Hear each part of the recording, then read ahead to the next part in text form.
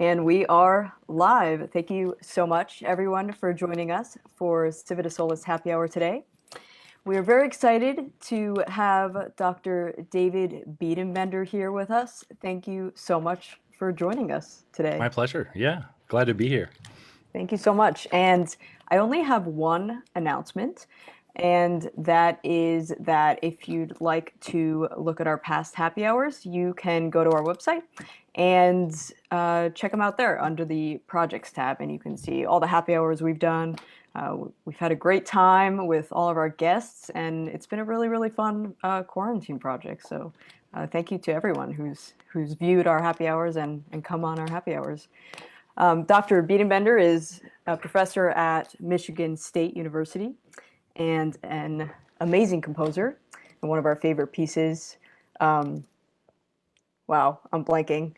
Refraction. Refraction. Refraction. Death Metal Chicken. I got it. Okay, great. So let's get started. Maybe we could just start about hearing a little background information from you and just what led you to your career as a composer and educator. Yeah, so I grew up in the church. My dad and both grandfathers are Lutheran pastors, and my first musical memories were singing hymns. And my mom was the church organist, and so I learned to read music, kind of looking at the hymnal and watching her fingers and her feet.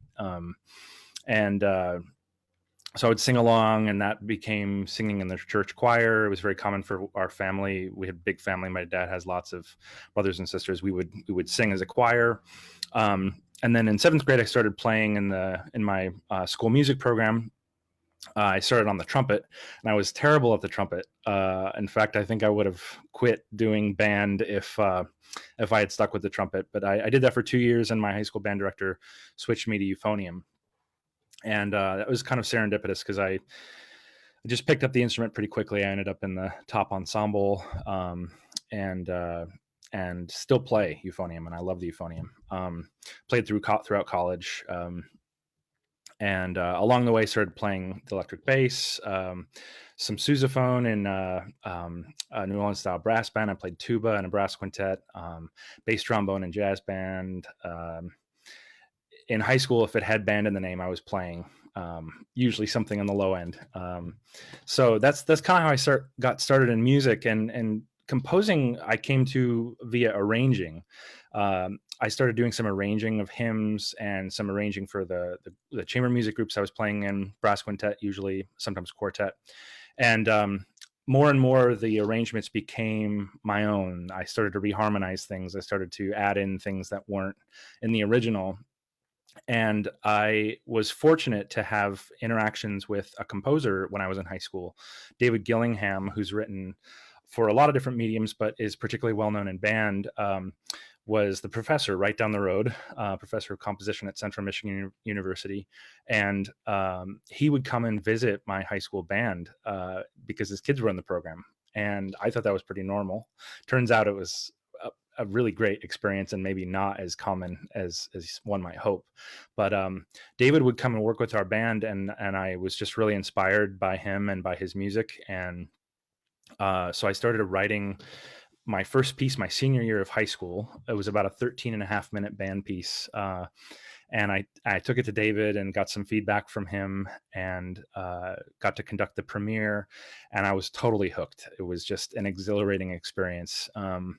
So I had planned from when I was young. I've got pictures of me as a fourth grader dressed up as a pediatric neurosurgeon because I wanted to be a neurosurgeon.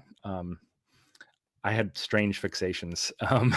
But My senior year of high school, I decided to pivot, and David asked me if I would come and study music at CMU, and I went there as a music education major. So my plan was to become a high school band director and composer. And as my undergraduate studies went on, I just started composing more and more and gaining more and more confidence in that, and kind of pivoted away from conducting and from music education and more toward composition. And so that's how I ended up. It was funny, like at first I remember I wouldn't allow myself to call myself a composer because I felt like I hadn't done it enough. I don't remember. There was some weird time in my junior or senior year when I was like, okay, I think I'm a composer now. I think it was an identity thing, you know. Um, and applied to grad school, and then went to the University of Michigan for master's and doctorate. So that's kind of how I ended up as a composer. The education thing, I think, is sort of interwound with that. I mean, I initially wanted, my in coming to music, I wanted to be an educator. My mom is a teacher, my brother and my sister are teachers. I think teaching is pretty thick in my blood, and being a pastor is a form of being a teacher. So um, I think really initially what I was doing was modeling my career and sort of my aspirations on that of David Gillingham's. So when I went to graduate school, my intention was to become a professor, and I think that was a good fit. But I didn't realize quite how like good a fit that was until I started, getting further along in school. When I realized that I started teaching some composers in grad school, I started teaching like middle school and high school students, and I realized that teaching actually was a really complementary thing to composing, because it's really difficult to, in order to be able to teach someone, you have to be able to distill and reflect and to understand what it is that you're doing well enough to articulate it to someone else, and then to look at what they're doing and maybe walk them through why it's not working for them. You have to have a lot of tools and a lot of reflection and a lot of self-awareness and a lot of patience, and all of those things I feel like have made me a better composer.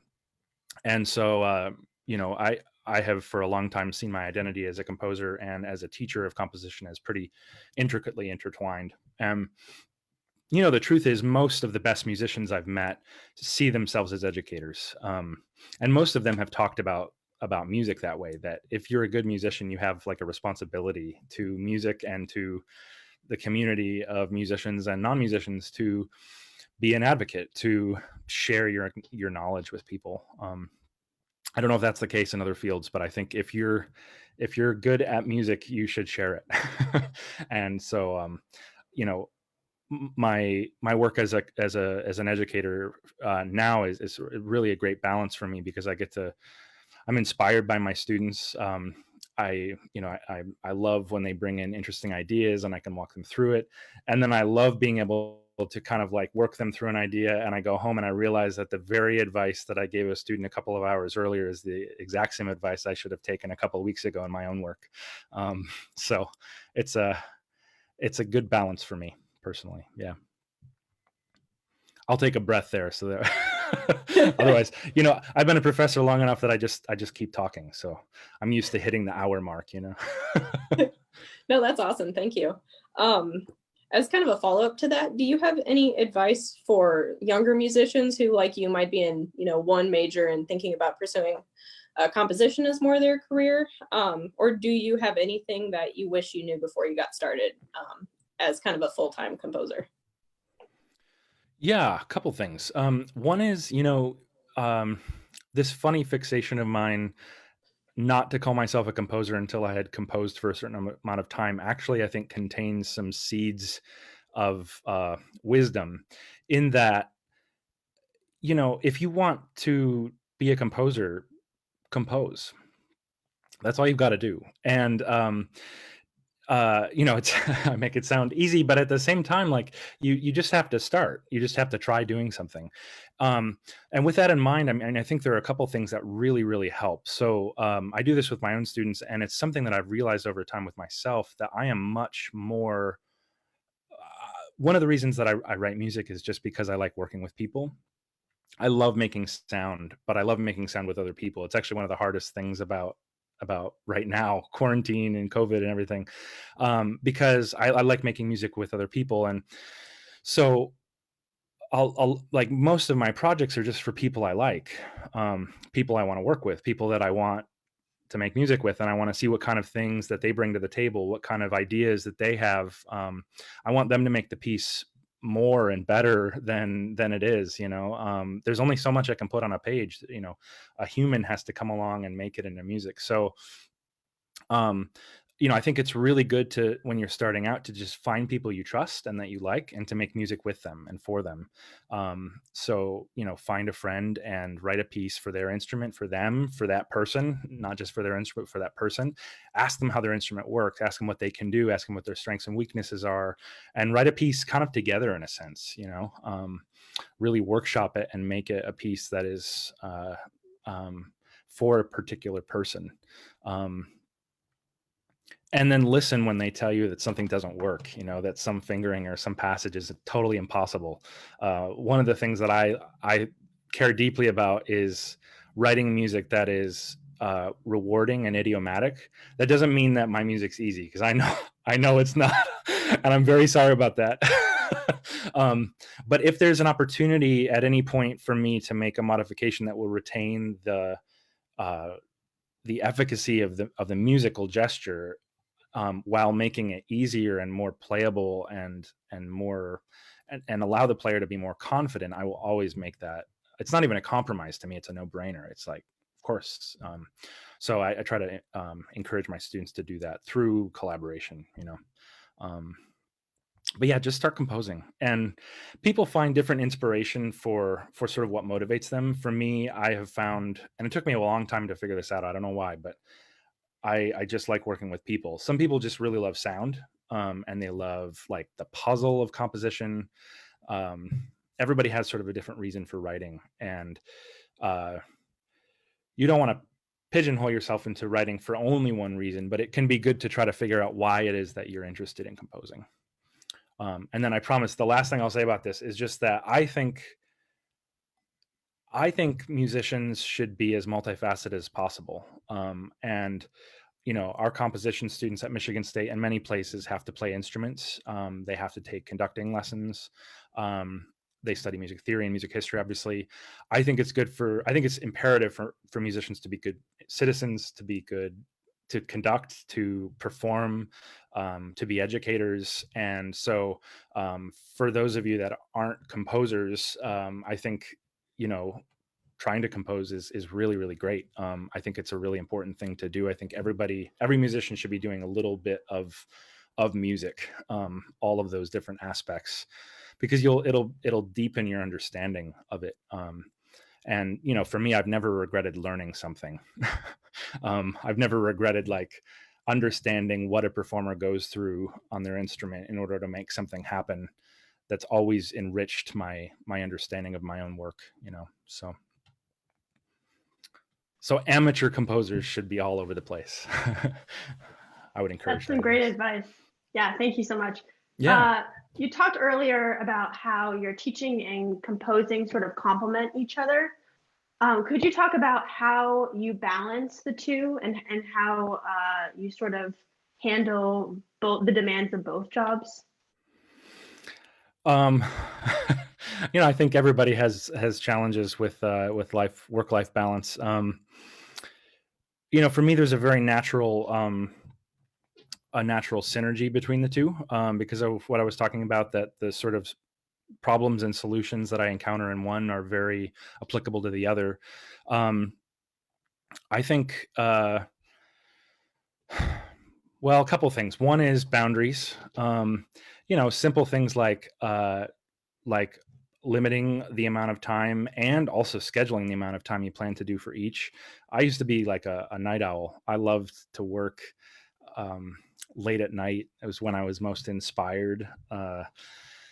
This was all through grad school. I developed some really bad work habits and stuff, working until 6 and waking up at noon and stuff like that. And I mean, there's nothing inherently bad with that, about that, but now I have a day job and I have a family, and my sons are going to be up at 6:30 or sometimes earlier, no matter what happens. And so, so I have to be up in the morning, and then I go teach. And so, for me, what I've found is that waking up early and writing, or at least making writing one of the first things that I do, I've found that works really well. One of my friends, I was kind of talking through this, and this was early when my son had just been born, and I felt like I had no time for anything. He said, you have to make sure your priority list is also your to-do list. I was the kind of guy that would I would look at my priority list and my to-do list, and I would say, well, I hate email and I hate grading music theory assignments or something, and so I do those things first. But the problem is that I would, I might get to composing, which I loved most. I might get to that at like 10:30 p.m. when I was totally fried. And so what I found is that if I can flip that on its head and just do the things that are most important to me, that I know I want to do every day, if I do those first, not only do I get them done, which is good, but then I also have found that, as often happens to anybody who's busy and juggling school and work and an artistic life, because most musicians are doing a lot of different kinds of work. What I've found is that then those little 15-minute or 30-minute pockets throughout the day, which I used to think of as kind of throwaway waste, checking Facebook, reading the news, whatever, those moments can be efficient because I've already got some momentum, some composing momentum going. So I can take those 15 minutes and address a single measure of music or a single compositional issue because I've already got the ball rolling from earlier in the day. So that's another bit of advice that's at least worked for me. But it's a challenge. I have to admit the last 4 months have been really hard. I have not written much music, mainly because my motivation is working with people, and a lot of my premieres and stuff have been canceled. It's just like, yeah, it's a weird time. I know a lot of performers have talked about having issues practicing because it's not true, but it feels like there's nothing to practice for. So many things. I mean, I think we come out of this eventually, and there's lots of things to really be working toward and everything. And some people may have gigs actually, and there's certainly virtual things happening.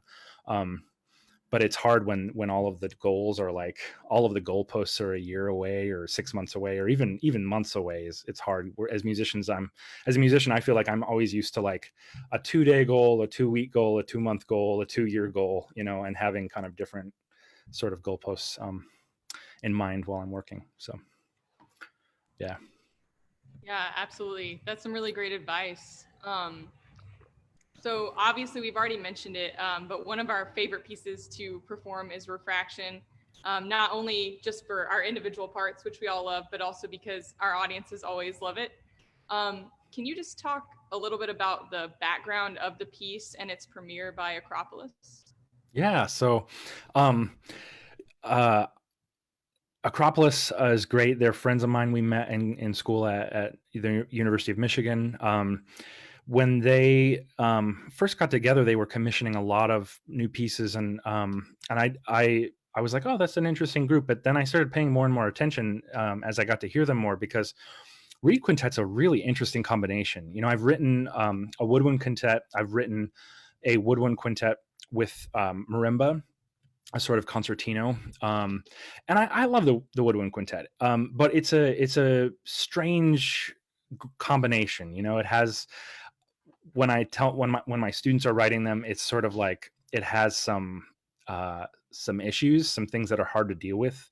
Like there's not a lot of low end. The horn is always like, what do you do with it, and how do you make it not sound like a sore thumb? And it's an extraordinarily colorful ensemble, which also presents the challenge of how do you get it to blend? How do you find like different colors when everybody sounds very, very, very soloistic a lot? So on the flip side, the reed quintet, I feel like is just it's an easier kind of ensemble to compose for in a way, because blend happens more easily. The bassoon and bass clarinet provide a more kind of robust low end, which for me as kind of a low brass guy, I love that and exploit that in numerous ways in Death Metal Chicken and such. So yeah, I think it's a really great ensemble. And so when they asked me to write a piece, I did, what I always do when I write for a group is I get to know them. I get to know their performing. I had them send me a lot of scores, a lot of the pieces that they've played and commissioned and everything, just trying to get to know the ensemble and also the medium of the reed quintet. I always proceed composing with a bunch of score study and listening. That's like what I consider to be an integral part of my compositional process. So, I love a lot of the Califax stuff. Obviously that's pretty much the first, pieces for the medium. Why am I blanking on some of the, there's a great piece. I'm sure you guys know it. I think it's Zugvogel by Carola Buchholz. It's like these wonderful bird calls. It's a very strange piece, but the group it's like liggity, like all these polyrhythms, but everybody's playing like a different bird call, and that one's a really cool piece. And then circus music, and a couple of my friends have written great quintets, so those were all on my mind. And then sitting down at the blank page, which is always terrifying. I try not to sit down to a blank page. I try to start the next piece while I'm finishing a piece, but that happened. I'm fairly certain I've got the date right. I think it was the summer of 2014, and I was just trying to come up with ideas for the piece, and I was pretty sure that I wanted to do a multi-movement piece. And people often ask me what I'm inspired by, and the truth is I'm inspired by a lot of different things, kind of whatever's on my mind at the moment. And the first movement, Death Metal Chicken, comes from this YouTube video. And I like heavy metal, pretty specific like about my metal. I love Meshuggah, which is a Swedish metal band. If you don't know Meshuggah, it's definitely worth checking out. Their album Catch 33 just blew my mind the first time I heard it. It's like the rhythmic kind of intensity of Steve Reich with 7-string detuned guitars. It's just crazy good. But anyway, that video of Death Metal Chicken is just hilarious and sort of absurd. And I thought it was a great title for a piece. And I also thought it would be really cool to write something pretty metal for reed quintet, because the combination of the bassoon and the bass clarinet allows for this kind of power chord sort of thing. So that first movement it's pretty much all power chords and the bassoon and bass clarinet. And then I was like, well, how can I get the guitars, in there? And oboe multiphonics and saxophone multiphonics were the first thing that came to mind. So from there, it was pretty easy. And it's a short movement. I didn't want to overstay its welcome, just like the video. That video, you've got to we should post a link to it, because it's pretty hilarious. I don't know if I've got it like on my website, but yeah, we can post the link in okay. our once the interview's over, we'll post it in our comments. So. Awesome. It's well worth your 25 seconds or whatever. So yeah, and then the other movements, I've long been interested in and drawn to the mass. It's strange as a Lutheran, like growing up, we didn't really practice the mass, but all of the parts of it were there, and so I kind of knew and intuited a lot of the parts of the mass through my church experience growing up. I had this weird kind of like aversion to the mass, I think, because I remember telling some of my friends this specifically, that like Latin titles are what composers do when they want to make themselves sound important. And that's kind of some shade, but I think there was just, for me, there wasn't a real personal connection to that, and for whatever reason that kind of shifted. I felt like writing a Kyrie, and specifically for some influences of mine, Machaut, Guillaume de Machaut, and Arvo Pärt. Arvo Pärt's music is known, I think, fairly widely, and it's just absolutely gorgeous. It's actually perfect music, I think, for right now, because it's so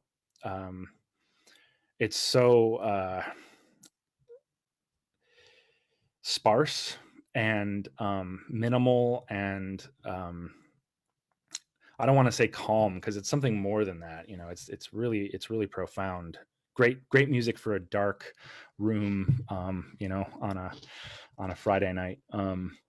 But I love Pärt's music, and I wanted to pair that with Machaut. So Machaut, my impression of early music, and particularly of Machaut, is this sort of impression we get in music history classes, which is these renditions of the music that are sung kind of straight tone, very kind of sacred and perhaps kind of dry. And when I was in my master's degree, I took a class, and a musicologist played this recording of my show, the Notre Dame Mass, and it was a performance by Marcel Perez. I can send a link out for that as well. And Perez's sort of thesis, which is really common, in early music. It's sort of funny. I feel like there's a lot of energy and shared kind of interest between early music and contemporary music. So early music, one of the things that seems kind of common is people are sort of developing a thesis around what something might have sounded like back then, because we don't really know. We sometimes we have the instruments, but we don't know exactly how they would have been played, or there's just certain things about the music that, ornamentation is huge, right? Like, how did they ornament what we see on the page? So anyway, Marcel Perez's kind of thesis around his performance of the Mass is that it was written for and premiered in southern region of France, which would have had Basque influence. And so the ornamentation that he uses, it sounds Moorish. It sounds like there's this kind of Middle Eastern influence to the ornamentation, and he has the singers using a more of a folk style. It's a very kind of nasal and reedy kind of quality, and it's striking. I remember hearing it for the first time, and I was just like, "What is this? This is incredible!" It sounds, at times, it almost sounds like throat singing, like there's overtones and stuff in it. And the ornamentation is just fantastic. It just blew my mind, because it was unlike any other rendition of my show I'd heard, and it kind of just totally changed my hearing of it, which is crazy. I love this thing as a composer, where like somebody writes this idea that somebody writes something down on the page, but a performer can make it into something almost entirely different. And that is a really special thing about early music performance, because this is the same piece and it sounded like it wasn't. I mean, it was just a revelation, So this rendition of the Machaut, which actually some of those ornaments end up in this Kyrie in refraction, and then a bit of Parrot, the tintinnabulation that he does, sort of come together, and they become the inspiration for the second movement of refraction, which has tintinnabulation and the ornaments and the kind of parallel fifth lines and the bass clarinet and the bassoon, and then there's the double leading tone cadence at the end and all that. So that's kind of where that second movement comes from. And then the third movement is Goat Rodeo, and Goat Rodeo is just like like a shit show. It's just like nothing's going right. Just imagine trying to herd goats. A lot of people have applied this term to politics, and I think it only becomes more apt. I remember I wrote a piece about politics in 2010, thinking that Sarah Palin and the Republican Party and sort of the way people were slinging dirt at each other was pretty nasty back then, and I had no idea what was coming. So anyway, a goat rodeo is sort of a real messy situation, but that movement is I think a fun movement, but I know for you all is probably the hardest one. There's just a hell of a lot of notes in it, and it's very virtuosic and everything. So I don't know. I don't know that I have a whole lot else to say about that one, but I thought it would kind of round it out well. A sort of crazy and fun, grooving last movement. So that's Refraction. And I'm going to do another quintet, a short piece for the Maryland Chamber Winds. They've commissioned online premieres. They're doing them, premiering them asynchronously. They're putting together videos. So I've got a kind of short reed quintet in the works for them, which I'm excited about. We'll definitely have to check that one out. Yeah, that'll be fun. That's awesome about Refraction and your inspiration for the piece. I'm wondering if there are any certain composers or works that inspire you, or you think that have influenced your writing style. That's a great question. Yeah.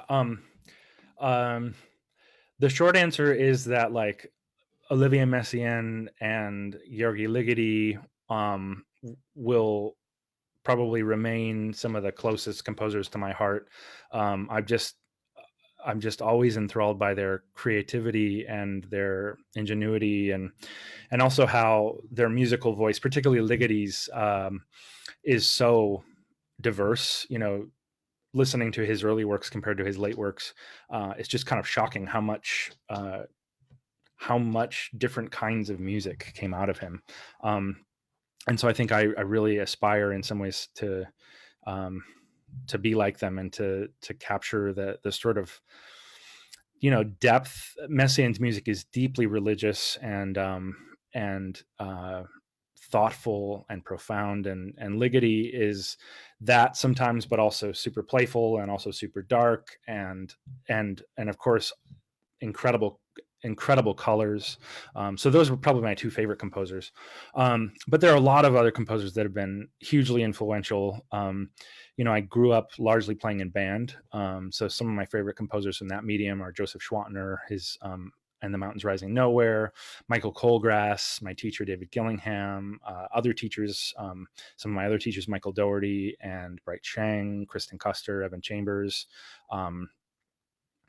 There's so much good band music out there, and there's a lot more being made now.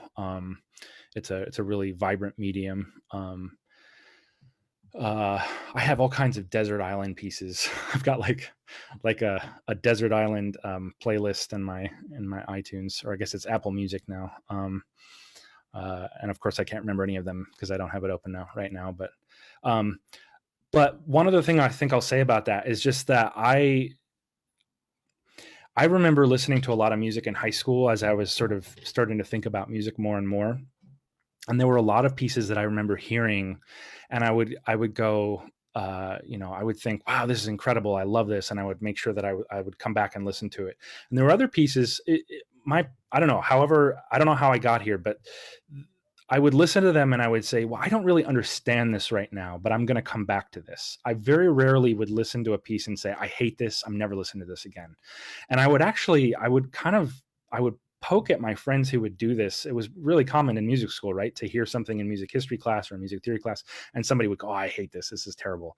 And I think because we're studying music, we sort of had this idea that we were gaining an authority to say that kind of thing. Well, based on the harmonic, the just terrible voice leading in this piece, I think it's worthless, but I just very early on really liked this idea of kind of coming back to a piece, and what it's turned into is I call it, I tell my students, be musical omnivores, take in as much as you can, and if there's something that you don't like, keep listening and listen again in 6 days, 6 months, 6 years. It's really interesting to see, and I hope everybody's had this experience where you hear a piece and it changes when you come back to it, right? That you love it, a piece that you heard that you didn't love the first time, or that you hate that you loved the first time. The interesting thing about that, especially when we're talking about a recording, is that the piece didn't change. You did. And it's sort of like a guiding star in a sense. For me, I use that to remind myself that I am changing. I'm a dynamic human being that is always changing.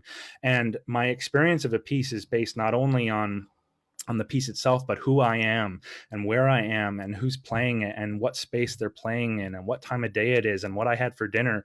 And it's both a beautiful thing because it reminds me of the humanity of the experience of music, but it also is a humbling thing because as a composer, like one of the things I'm often asked a lot by my students and even by other people is like, who do you write music for?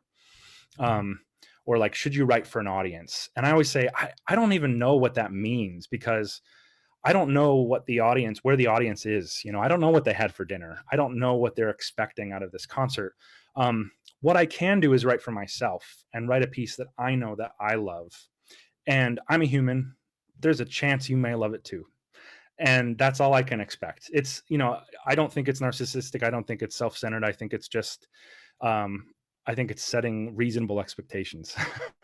But all this to say that practice comes out of my listening practice, which is really intentional. I try to do a lot of listening. In fact, I've done a lot of listening the last few months because I haven't been doing as much writing. And I love hearing pieces and studying pieces that I don't understand, listening to pieces again after a certain amount of time has passed, especially if I didn't like them the first time. And just kind of finding surprises there. I think, I brought up earlier the idea that every musician should be a composer, a conductor, a performer. I think they should also be a listener. It's remarkable how many musicians I've met that they've been in music long enough that they no longer enjoy listening to it, which I find like to be one of the sadder things. I won't say that. Yeah, I think I know what they mean because I've been there. There are times that I've had a hard time enjoying listening to music, but I always want to come back to it. I always want to come back to that joy of it. So um, I'm rambling now, but anyway, those are some of my influences and what I love listening to. That's awesome. Thank you. Yeah. I was going to ask as a follow-up to that, when you were saying your listeners or the people performing your pieces, you don't know where they are in their life or their career. And I was going to ask, do you enjoy when different groups or soloists or people have different interpretations and even levels of performances of your pieces? Because you mentioned beforehand as well, you mentioned that, how, now I forgot. I'm great with words today. You just mentioned that people will play things differently, and I was wondering if you enjoy that. Absolutely. Yeah. Yeah. I mean, so when I'm working with a group, I always say, I think the starting point for collaboration is the score. I mean, given our musical tradition, that's not the case with every musical tradition. Obviously, jazz and lots of other musical traditions start elsewhere, but for us, it's the score, and that means that I think it's important for you to play what's on the page, tempos and rhythms and notes and stuff. But it's amazing how much leverage there is within that, and even tempo and articulation, note length, those kinds of things can vary quite a bit within an interpretation and still be true to the score. So one of the classic examples that I think of, really wise mentor that I had, conductor John Williamson, played in his group at Central Michigan. He would always talk about tempo as being something that you sort of negotiate with the space and the ensemble. So we played in a really, really wet hall, very, very resonant. It was very good for organ and maybe not so good for band. But the truth is that we took something slower because in order for them to be clear in that hall, they just had to be. And, it's interesting. I have had many performances of my music that run the gamut in terms of tempo. I mean, I don't know if there's like an official range, like you can take my tempos 10 clicks in either direction or something. I don't know that there's something that prescriptive, but I do think that there's a negotiation between sort of what your style and interpretation of the piece is and what space you're playing in. Interestingly enough, I think recordings, performances for like recorded in your room and put together via video, probably it's a different sort of thing than playing together in a hall. But all this to say that like I have to trust you all, and I have to trust that you understand what I'm trying to get across in the score. But I also have to trust that the space you're in and your instruments and sort of what you're trying to bring to the piece. So yeah, I've had sort of wildly different interpretations of pieces, and I think it's interesting. You also brought up the idea of levels too. I got my start in band, and one of the things that I continue to do is to write about a piece every 2 years or so for young musicians, or for community ensembles. I've written pieces for kind of young band. And one of the reasons I do that is because I'm a composer, because I had experiences with composers and with good music in that ensemble, and I want to contribute to that. I want to play some part in that. That means that I've had performances of pieces that were by inexperienced musicians. And so on one level, the intonation and the accuracy of the interpretation may not be at the same level as professionals. But that doesn't mean that they don't bring passion and meaning and love to a performance. And I love that. It's a chance to connect, and each performance means something different to me. So that to me is a beautiful part about being a composer too, because I'm not there just for the sounds. I'm not there just to have a perfect performance. Although I love that when that happens, and when I'm working with professionals, those kinds of transcendent experiences are are one of the reasons I do this. But another reason I do it is for those moments when we can connect as community. And that doesn't always come from those connections as community. Don't always come from the perfect performance. Sometimes it's the imperfect performance where somebody drops something or squeaks, or or an ensemble plays the crap out of it as well as they can, and so that kind of thing is really important to me, being part of that communal music making. So Yeah, I think that's really great because I think, I think you mentioned earlier in the chat, when you're writing, you probably have an idea of the sounds in your head, but I think it's really great that different groups will have different interpretations, and to be open to those like new sounds and new ways of people interpreting what you wrote, and that there can be multiple versions of that. absolutely. And I warn my students about it too, because sometimes when we listen to MIDI too much, like if composers are working a lot with MIDI, they sort of get an idea in their head and it's very computerized. Always come back to, like, you all are people and you are going to make the piece better. Just like take a step back from that computerized version and let some humans make some real music. So Absolutely. I wanted to ask about you've mentioned wind band a number of times, and I wanted to ask your writing for large ensembles such as band or orchestra, and how you approach that in comparison to solos or chamber groups. yeah, I love it. I mean, one thing that's very, very important to me, especially long term, is working in different kinds of mediums. I don't want to write, 10 band pieces in a row or 10 reed quintets in a row, because I feel like I'll run out of ideas. I always tell my students, and I tell myself this too, that I will write a better band piece if I've just written a string quartet, and I'll write a better string quartet if I've just written a choir piece. So long term, I'm very interested in cultivating a variety of projects that cause me to kind of think differently. I mentioned the score study and listening that I do, and also the people that you collaborate with influence how you think about music. So when I write chamber music, I'm thinking about different repertoire and thinking about different kinds of issues, and also I'm connecting with people probably more closely. When I'm working with an ensemble of 80, it's hard to connect with everybody, and you're lucky if you get a few people that come up and say this really doesn't work, or can we try to find a solution. But in a quintet, it's like a whole other thing, your first name basis, and you can work much more closely and collaboratively. So with large ensemble, one of the things that I think about a lot is that it's a huge palette. It's a collection of chamber ensembles, in addition to being a whole other thing, like this amazingly powerful instrument. And I'm thinking about the band and the orchestra. And so it's got a lot of possibility. There's also some sort of limitations, I guess I'll call them, in the sense that chamber music, people rehearse for hours, weeks, months. They rehearse very closely.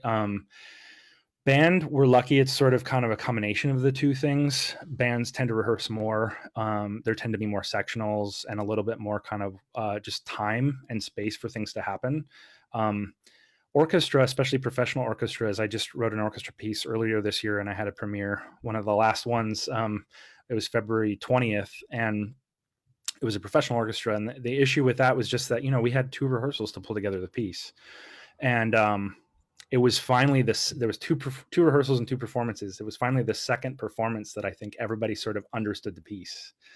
but that was the second performance, and so I don't want to say it's a place that you shouldn't take risks, but it is definitely a place where there's a lot more at stake.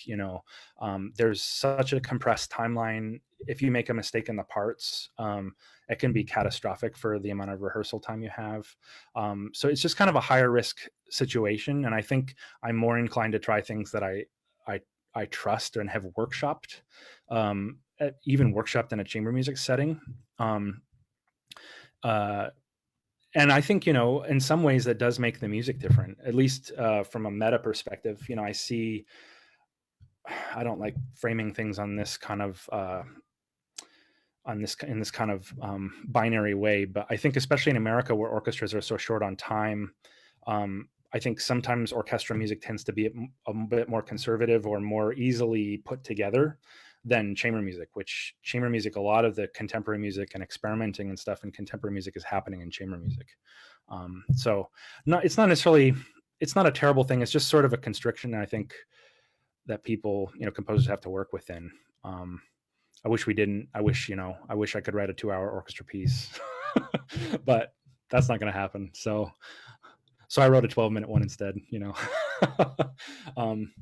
but the big thing is I try a lot of experimenting with chamber music, and then I think about large ensembles as a collection of chamber ensembles, and I think that's helped kind of make it feel less impersonal. Definitely. Yeah, absolutely. Talking about just more about collaboration, what do you think performers and chamber groups should know about collaborating with composers? And are there any resources out there that you think of that could help people who are seeking out new music or to commission on their own as well? It's a good question. Every composer is different. Some are really, really comfortable working with people and collaborating. Some are less so, and some are even just straight up cantankerous. And it's good to know that,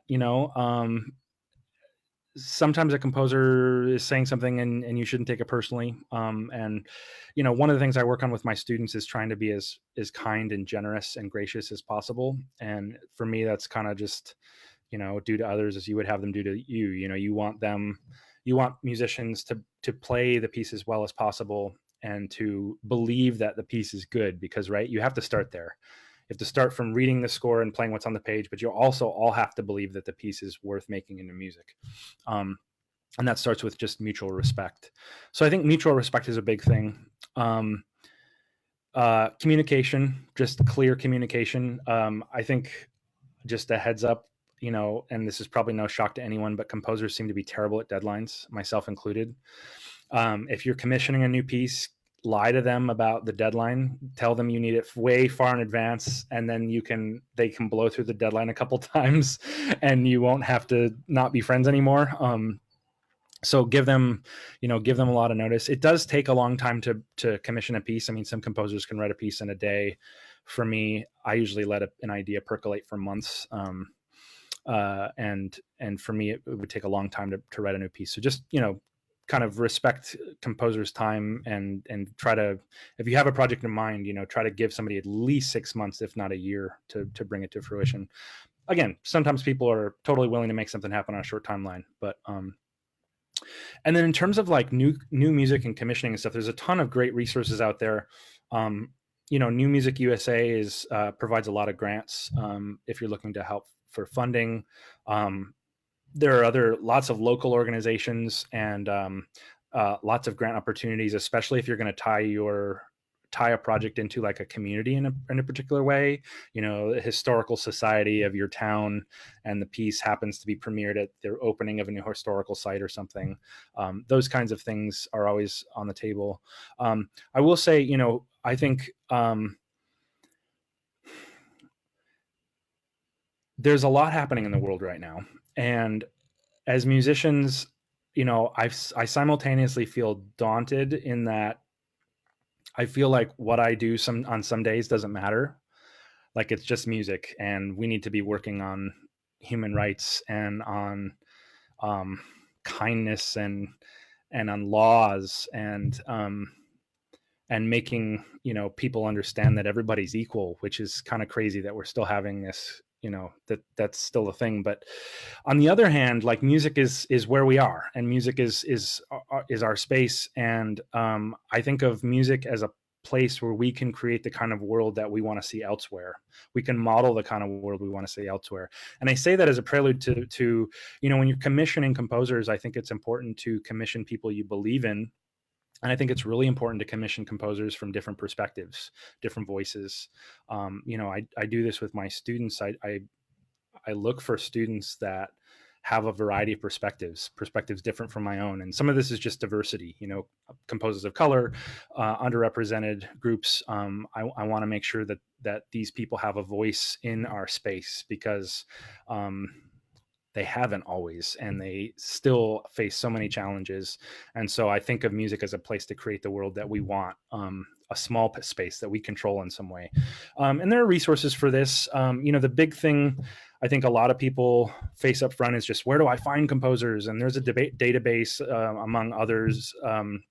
It's called the Composer Diversity, the Institute for Composer Diversity, which has a database. And if you're looking for composers that have written reed quintets, they've got a fancy filter that will show you composers that have written reed quintets, which is really great. And so that's a starting point. But the thing I will say beyond that, I think commissioning composers and working contemporary music is about relationships. And that's just my opinion, but that's where I come from. The idea that we're cultivating relationships. So if you want to work with someone, cultivate a relationship with them. You have my attention for a commission if you've played my music before. Do you know what I mean? Or if you at least come to a conversation knowing what I've done. And so when it comes to cultivating relationships with composers, show that you know their work, that you're interested in them as a human, as a voice, as something that they're doing. And so I think in terms of cultivating a more diverse repertoire, I think it's a bit of a catch-22 with the database, because on one hand it's a starting point, on the other it's just a starting point. Like, they're just names and websites there, and it's up to us, it's up to the community of performers and musicians to make it a relationship. And so it's important to reach out and to build trust with people. So anyway, that's kind of a little bit of my thoughts on that. That it's about building trust when you want to work with a composer. Absolutely. Thank you so much for all of that info and all of these resources. I can't wait to watch this again and just study it more. So we're going to go on to our fun lightning round now. And what it's going to be is 1 minute. And you'll have 8 questions, and you answer all 8 questions in the 1 minute. Okay. And Bridget's going to be tough for me, because obviously I talk too much. So, so Bridget's going to ask the questions, and I'm going to pull up a timer and share my screen real quick.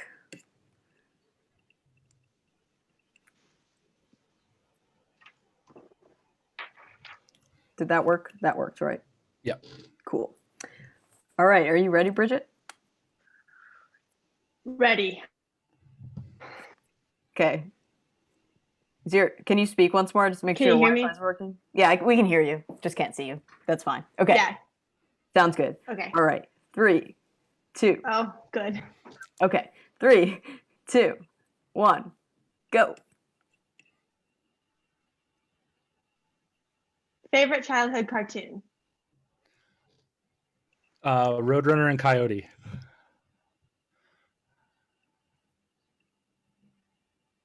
Okay, we're gonna start this again, and I think I'm gonna ask the questions because I think we're losing Bridget. Okay. 3. The wonders of Zoom, right? Yeah.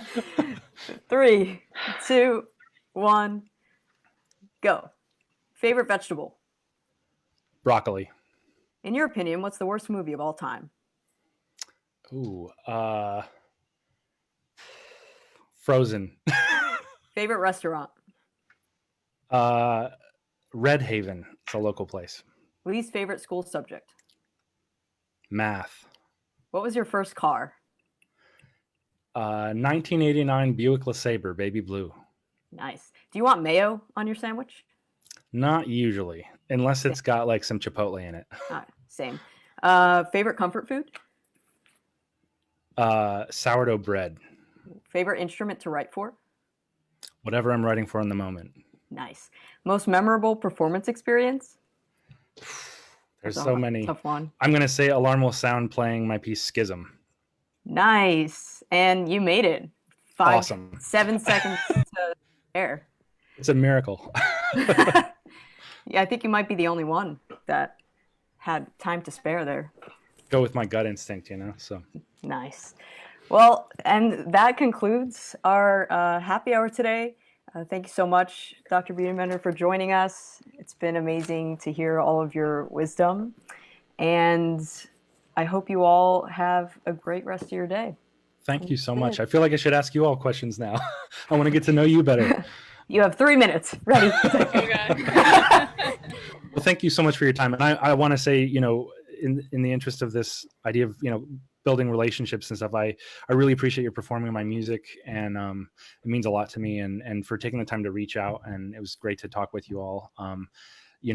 I've been missing the chance to do this kind of thing in the last few months with the pandemic, and so it's nice to connect with some musicians, with some people, and to chat. So thank you for inviting me. Absolutely. Likewise. And thank you so much to all of you and to all of our viewers. Gosh, I feel so sentimental now. And well, everyone have a great rest of your day. And Right. Thank you. we'll see you next time. Thank Bye. you. Take care. Thank you. Thank you so much. Bye. Bye.